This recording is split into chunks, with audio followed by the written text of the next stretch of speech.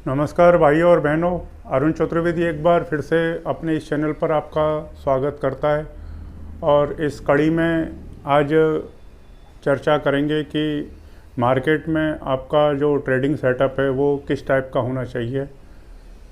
तो चलो इस पर आगे की चर्चा करते हैं। आपका जब कोई आपको इन्वेस्टमेंट या ट्रेडिंग करना है तो आपको सबसे पहले डीमैट अकाउंट ओपन करना पड़ता है किसी ब्रोकर के साथ में। जैसे जो डिस्काउंटिंग ब्रोकर हैं जैसे जरोदा है, अप स्टॉक्स है, और अच्छे दूसरे जो ब्रोकर हैं जैसे एंजल ब्रोकिंग है, आईसीआईसीआई डायरेक्ट है, एचडीएफसी है, कोटक है। तो आप किसी भी ब्रोकर के साथ अपना ट्रेडिंग अकाउंट ओपन करें। और सभी ब्रोकर अपने ट्रेडर के लिए इस टाइप का सेटअप देते हैं जैसे मैं अभी आपको बताऊंगा। तो पहला सेटअप है कि आपका कैश सेगमेंट में आपको काम करना है। कैश सेगमेंट में काम करने का मतलब ये हो गया कि आपको जितना शेयर खरीदना है उसका 100% पैसा आपके अकाउंट में होना चाहिए और उतना amount end of the day आपके अकाउंट से डेबिट हो जाएगा। जैसे उदाहरण से समझते हैं कि यदि आपको रिलायंस के 10 शेयर खरीदना है और रिलायंस का रेट आज 2000 रुपया है तो आपके अकाउंट में 20,000 रुपये होना चाहिए। आप 10 शेयर खरीद के अपने अकाउंट में रखें। 2 दिन के बाद वो शेयर आपके डीमैट अकाउंट में दिखाई देने लगेंगे, जिनको आप अपनी सुविधा के अनुसार कभी भी उनको आप बेच सकते हैं।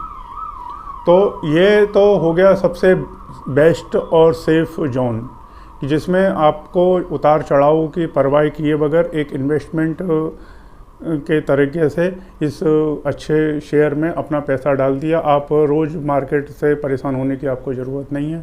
आप अपना जो भी आप काम करते हैं वो काम करते रहें और इन्वेस्टर की तरह बने रहें मार्केट में। इसको बोलते हैं कैश सेगमेंट। दूसरी बात करेंगे कि इसी में स्विंग ट्रेडिंग और शॉर्ट टर्म ट्रेडिंग भी होती है। मतलब कैश में 3 टाइप के हो गए। कैश में लॉन्ग टर्म इन्वेस्टर आ गया, शॉर्ट टर्म इन्वेस्टर आ गया और स्विंग ट्रेडर आ गया।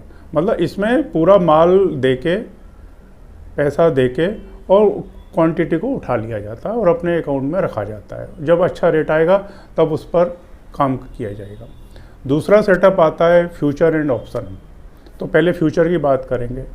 फ्यूचर आपका ब्रोकर ये भी एक सुविधा प्रोवाइड करता है आपको कि आप फ्यूचर में काम करें। फ्यूचर का मतलब ये हो गया कि आप एक किसी भी शेयर का और इंडेक्स का और कॉन्ट्रैक्ट ले सकते हैं। जैसे सपोज़ आपको एक उदाहरण के लिए टाटा स्टील में आपको काम करना है, तो टाटा स्टील का आज का जो कॉन्ट्रैक्ट है वो 1700 शेयरों का है और टाटा स्टील का जो शेयर का रेट है वो 400 रुपया है। तो इसको मल्टीप्लाई आप कर सकते हैं और देख लें कि इसमें कितना अमाउंट आता है। सपोज़ उदाहरण के लिए आप मान के चले कि आपके कॉन्ट्रैक्ट की वैल्यू 5 लाख रुपया है, तो आपको 25% से लेके और 40% तक आपको ब्रोकर के यहाँ मार्जिन रखना पड़ेगा और उस मार्जिन के बेस पर वो सेटअप तैयार हो जाएगा आपका। आपने कोई कॉन्ट्रैक्ट टाटा स्टील का ले लिया या किसी हिंडाल्को का ले लिया या हीरो मोटर का ले लिया, कोई भी कॉन्ट्रैक्ट ले लिया, उसकी हर एक कॉन्ट्रैक्ट की अपनी अपनी क्वांटिटी होती है, अपना अपना मार्जिन होता है। सबके मार्जिन सेबी डिसाइड करता है और उस सेबी के ऑर्डर को ब्रोकर फॉलो करते हैं और वो अपने क्लाइंटों से उसी टाइप से जो उनको ऑर्डर ऊपर से मिलते हैं, जो सर्कुलर आते हैं, उस हिसाब से वो अपने ट्रेडिंग सेटअप को मेंटेन करते हैं और उतना मार्जिन आपके पास होना चाहिए। यदि आपने 5 लाख रुपए का कॉन्ट्रैक्ट लिए तो आपके हो सकता है कि अकाउंट में जब वो आएगा तो 1,25,000 और 1,40,000 रुपया कंपलसरी होना चाहिए उस मार्जिन को मेंटेन करने के लिए, नहीं तो वो ट्रेड नहीं हो पाएगा आपका। वो आपका सिस्टम बता देगा कि आपके पास सफिशेंट पैसा नहीं है, तो आपको वो चीज़ नहीं मिल पाएगी मार्केट में। तो इसमें जो होता है फ्यूचर कॉन्ट्रैक्ट हो गया। इसी टाइप से इंडेक्स कॉन्ट्रैक्ट होता है। जैसे इंडेक्स में क्या होता है कि जैसे यदि आपको निफ्टी 50 का कॉन्ट्रैक्ट लेना है या बैंक निफ्टी का कॉन्ट्रैक्ट लेना है, तो निफ्टी 50 का कॉन्ट्रैक्ट आता है 75 यूनिट का और उसका जो रेट है, जैसे निफ्टी का आज का रेट है 11,600, तो 11,600 मल्टीप्लाई बाई 75, तो जो भी अमाउंट बनता है उसका आपको 30%, 25%, हर ब्रोकर का थोड़ा थोड़ा अलग अलग रहता है। कोई ब्रोकर लेवरेज ज़्यादा देता है, कोई ब्रोकर कम देता है, तो ये अपने ब्रोकर से आप चेक कर सकते हैं इसके बारे में। तो उतना मार्जिन आपके पास होना चाहिए। इसमें सारी क्वांटिटी को एक साथ ही खरीदा जाता है और एक साथ ही बेचा जाता है।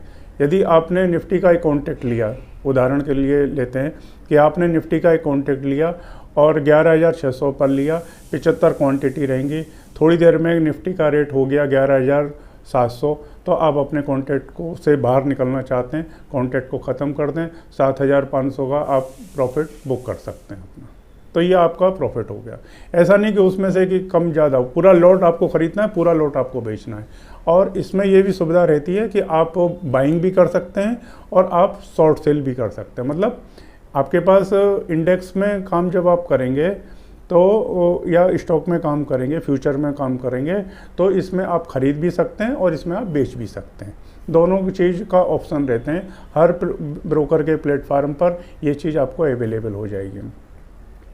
इसी टाइप से आप स्टॉक के फ्यूचर में भी काम कर सकते हैं कि उदाहरण के लिए मान के चलें कि जैसे आपने हीरो कॉप का एक कॉन्ट्रैक्ट ले लिया, हीरो मोटर का कॉन्ट्रैक्ट 300 शेयर का है, हीरो मोटर का शेयर का रेट 3,000 है, तो आपका जो टोटल कॉन्ट्रैक्ट हो गया वो 9,000 रुपये का हो गया।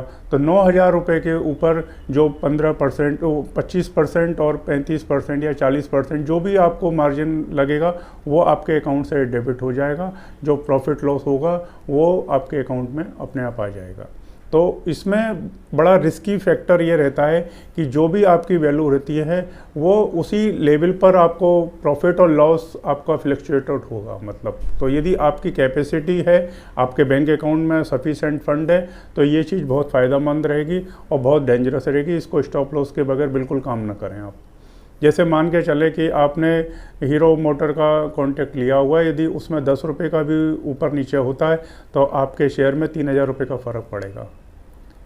तो इन शेयरों की जो रेंज होती है ऊपर नीचे होने की, वो कम से कम 3%, 2% भी होती है, कभी 60-70 रुपये ऊपर नीचे हो जाता है। तो इसमें क्या है ना कि 25-30 हज़ार रुपये का या तो आपको लॉस दिखाई देगा या 25-30 हज़ार का प्रॉफिट लेगा। तो बड़ी समझदारी से और पूरी जानकारी लेने के बाद ही इस ट्रेड को करना चाहिए, ये मेरी एडवाइस रहती है आपके लिए। और दूसरा इसमें अब ये तो हो गया फ्यूचर और फ्यूचर का कॉन्ट्रैक्ट। इसी टाइप से ऑप्शन रहता है। ऑप्शन में क्या होता है कि रिटेल इन्वेस्टर के लिए ये सुविधा रहती है कि मान के चलो कि कॉन्ट्रैक्ट तो वही रहेगा, जैसे हीरो कॉप का कॉन्ट्रैक्ट है आपने, तो आपको अभी 3,000 है आज का रेट। आपको क्या लगता है कि ये फ्यूचर में ऊपर जाने वाला है या नीचे आने वाला है? तो आपको ऐसा लगता है कि नहीं, हीरो मोटर 3,000 से 3,100 तक जाने वाला है, तो आप इसमें कॉल का एक ऑप्शन चूज कर सकते हैं और 3,000 का स्ट्राइक प्राइस पर आपने उस ऑप्शन को ले लिया। तो उसका प्राइस मान के चलो कि 10 रुपया है, तो आपको 3,000 रुपये का एक कॉल ऑप्शन मिल गया। अब यदि कल मार्केट ओपन होती है और वो शेयर 3,100 पहुँच गया, हो सकता है कि आपके ऑप्शन का रेट बढ़ जाए और आपको 10 रुपये का 5 रुपये प्रॉफिट मिल जाए, मतलब 15 रुपये रेट हो जाए। तो आप अपने ऑप्शन को 5 रुपये का प्रॉफिट लेके बेच सकते हैं, तो आपको अच्छा 5 रुपये का प्रॉफिट हो गया उसमें। तो छोटा पैसा है, छोटी रिस्क है और प्रॉफिट भी अच्छा है इसमें। तो इसमें क्या होता है कि इसमें या तो आपके 3,000 पूरे चले जाएंगे या फिर हो सकता है कि आपको 3,000 के बदले में अच्छा पैसा मिले। 5 रुपये का भी फ्लक्चुएशन आ गया तो 5 या 1500 रुपये का आपका प्रॉफिट हो गया। 3,000 रुपये के इन्वेस्टमेंट से, 3,000 के पैसा डालने से आपको 1,500 रुपये का प्रॉफिट हो गया। तो इसमें कमाई का भी बहुत तरीका अच्छा है और नीचे का भी रिस्क फैक्टर भी बहुत है। तो इसको अपनी समझ के हिसाब से लेना चाहिए। यदि आपको ऐसा लगता है कि मार्केट कल गिरेगी, हीरो मोटर भी गिरेगा, 2,900 आ जाएगा ये, तो आपने पुट का ऑप्शन ले लो आप। तो उसमें आपको जब वो नीचे की तरफ आएगा तो नीचे का बेनिफिट मिलेगा आपको, मतलब किस साइड में आपका नॉलेज काम करता है, किस टाइप का आपका सेटअप काम कर रहा है, किस टाइप की टेक्निकल और फंडामेंटल आपकी नॉलेज काम कर रही है, उसके ऊपर डिपेंड करता है। ये इसमें भी ऑप्शन में भी आप स्टॉक ऑप्शन भी ले सकते हैं और इंडेक्स ऑप्शन भी ले सकते हैं। दोनों ऑप्शन हर ब्रोकर के प्लेटफार्म पर अवेलेबल रहते हैं और इसमें आपको ज़्यादा पैसे की ज़रूरत नहीं रहती है। इसमें आप अपनी रिटेल इन्वेस्टर अपनी कैपेसिटी के हिसाब से काम कर सकता है, लेकिन बहुत रिस्की जोन है। जितना आपने ऑप्शन में पैसा डाला वो पूरा जीरो समझ के चलिए और उसके बाद उसका प्रॉफिट भी देखिए। प्रॉफिट भी बहुत अच्छा होता है, अदरवाइज़ तुम्हारा अकाउंट वो जो कॉन्ट्रैक्ट की वैल्यू वो जीरो हो जाएगी। यदि आपका रेट नहीं आया तो वो जीरो हो जाएगा सब। तो उसमें ये रहता है कि ऑप्शन में जो एक्सपायरी होती है वो स्टॉक में मंथली एक्सपायरी होती है और इंडेक्स में वीकली एक्सपायरी होती है। यदि आप निफ्टी या बैंक निफ्टी का कॉन्ट्रैक्ट लेते हैं तो उसकी एक्सपायरी एवरी वीक होती है, मतलब हर गुरुवार के दिन उसकी एक्सपायरी होती है। यदि कोई स्टॉक का ऑप्शन आप लेते हैं कि टाटा स्टील का आपने ऑप्शन लिया तो उसकी एक्सपायरी मंथ के आखिरी गुरुवार, मतलब last Thursday of the month. जैसे नवंबर का आप लेके चलेंगे तो 26 नवंबर को एक्सपायरी होगी। तो फ्यूचर के जितने भी आप कॉन्ट्रैक्ट लेते हैं वो मंथ एंड में एक्सपायर होंगे, तब तक आप उसमें बने रह सकते हैं। उसमें आपका प्रॉफिट लॉस उस एक एवरी डे के हिसाब से आपके अकाउंट में डेबिट और क्रेडिट होता रहेगा। जब आपको निकलना है जब निकल सकते हैं।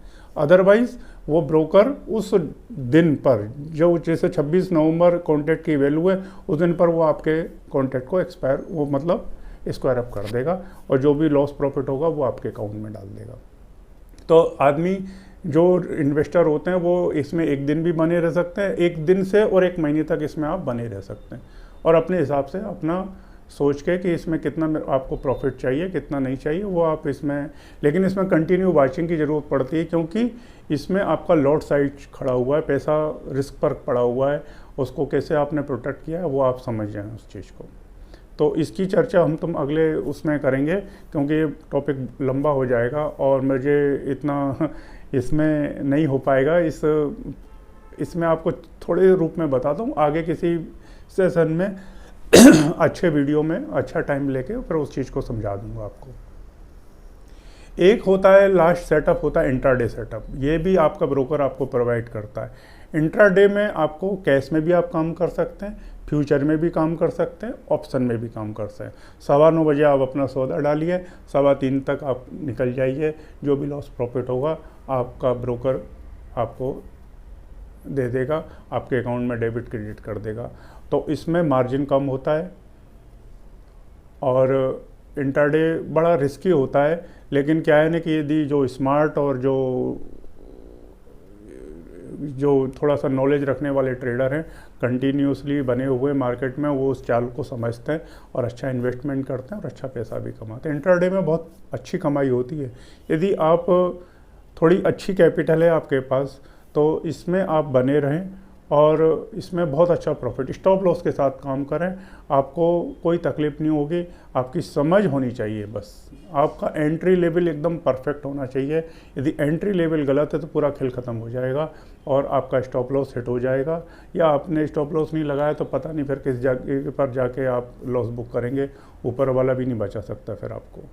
तो इस टाइप के ब्रोकर के प्लेटफार्म होते हैं जहाँ पर आपको शेयर में ट्रेडिंग और इन्वेस्टमेंट करने की अपॉर्चुनिटियाँ प्रदान की जाती हैं और हर एक ब्रोकर का अपना अलग अलग कमीशन और ब्रोकरेज चार्जेस होते हैं, वो अपने आप ब्रोकर से कंफर्म कर सकते हैं और इस टाइप के ट्रेडिंग सेटअप में काम कर सकते हैं। लेकिन इस चारों ट्रेडिंग सेटअप को समझने से पहले आप ये समझें कि आप किस माइंडसेट के आदमी हैं। यदि आपका फर्स्ट पहले अपना माइंडसेट डिसाइड करें और उसके बाद अपना ट्रेडिंग सेटअप डिसाइड करें, क्योंकि जो कैश का जो कॉलम है, कैश का जो आप डिलीवरी लेके जा रहे हैं वो लो रिस्क है, उसमें आप पूरा पैसा दे के जा रहे हैं, आपकी कैपेसिटी मजबूत है, आप लॉस प्रॉफिट की चिंता किए बगैर अपने इन्वेस्टमेंट को कंटिन्यू कर सकते हैं। तो ये सब बेस्ट होता है, इसमें लॉस लगने के चांसेस कम होते हैं। फ्यूचर में और ऑप्शन में बहुत रिस्क होती है, इसमें बगैर समझ के आपको ट्रेड नहीं करना चाहिए। फ्यूचर में जब भी आप ट्रेड करते हैं तो कम से कम आपके अकाउंट में 5-6 लाख रुपया होना चाहिए, क्योंकि फ्यूचर की कॉस्ट जो होती है वो कभी 2 लाख होती है, कभी 2.5 लाख होती है, 3 लाख रुपए तक के भी कॉन्ट्रैक्ट आते हैं। वो आप शेयर स्क्रिप्ट के ऊपर डिपेंड करेगा कि किस टाइप के आप कॉन्ट्रैक्ट लेते हैं। इसी टाइप से आप बैंक निफ्टी या निफ्टी के कॉन्ट्रैक्ट लेते हो, उसमें भी आपको 1.5 लाख रुपए तक की मार्जिन की ज़रूरत पड़ती है और ऊपर रखने के लिए भी पैसा चाहिए। तो यदि आपके पास 5-6 लाख रुपये बैंक में नहीं है तो फ्यूचर में और ऑप्शन में, फ्यूचर में काम नहीं करें आप, ऑप्शन में आप काम करें। लेकिन ऑप्शन जो होता है वो हेजिंग पर्पस से होता है। हेजिंग की बातें आगे करेंगे और आपको मैं बताऊंगा कि फ्यूचर और इन्वेस्टमेंट को प्रोटेक्ट करने के लिए ऑप्शन किया जाता है, जिसको FIIs और म्यूचुअल फंड उसको मेंटेन करते हैं। तो आप रिटेल इन्वेस्टर, इस चीज़ थ्योरी को मैं आगे समझा दूंगा क्योंकि वीडियो बहुत लंबा हो जाएगा। आज इतना समझें और अपने माइंडसेट को दिमाग में रखें, तभी ट्रेडिंग करें। किसी के बहकावे में, किसी की बातों में ना आए। अपनी हार्ड मनी को और अपने पैसे को, अपने परिवार को सुरक्षित रखिए। यही मैं आपसे प्रार्थना करता हूँ। फिर अगले वीडियो में मिलेंगे। नमस्कार।